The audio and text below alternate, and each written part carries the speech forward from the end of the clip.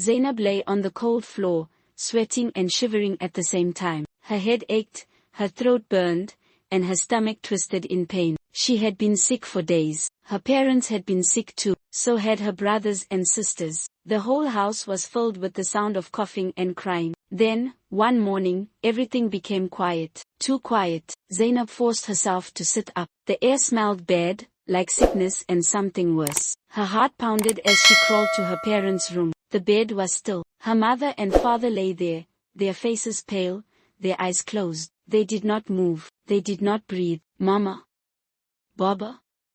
Zainab's voice was small. She touched her mother's hand. It was cold, too cold. She ran to her siblings' rooms. One by one, she touched them. One by one, she realized the truth. She was alone. The sickness had taken them all. Only she had survived. Tears rolled down her cheeks. She wanted to scream, but no sound came out. Her stomach growled, but there was no food left. Her body was weak, but she could not stay here. The smell was too strong. The silence was too loud. She had to leave. With shaking hands, she opened the door and stepped outside. The village was empty. People had fled in fear of the sickness. The market was closed. The streets were silent.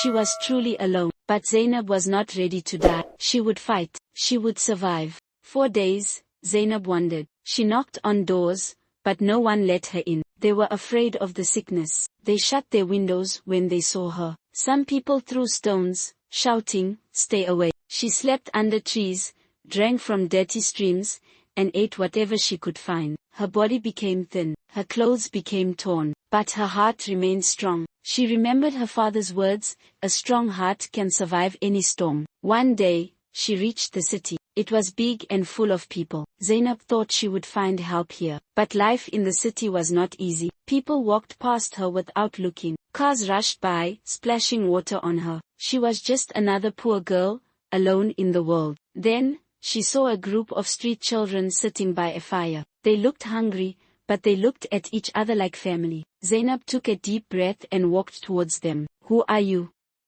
A boy with sharp eyes asked. "I am Zainab. I have no family. I have nowhere to go." The children whispered among themselves. Finally, an older girl with braided hair nodded. "You can stay with us, but you must work. We beg, we sell, we do what we must to survive."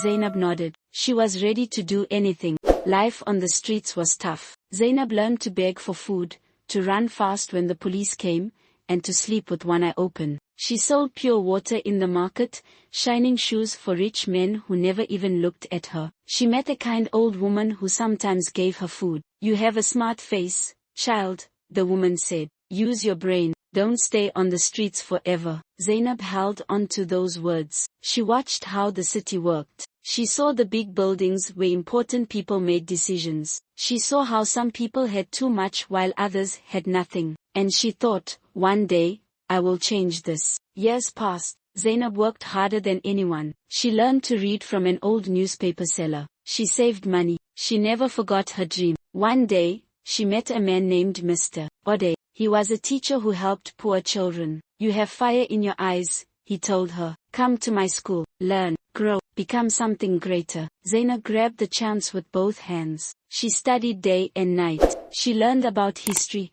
politics, and leadership. She learned how to speak with confidence. And when she was old enough, she decided to run for mayor. People laughed at her. A street girl? A beggar?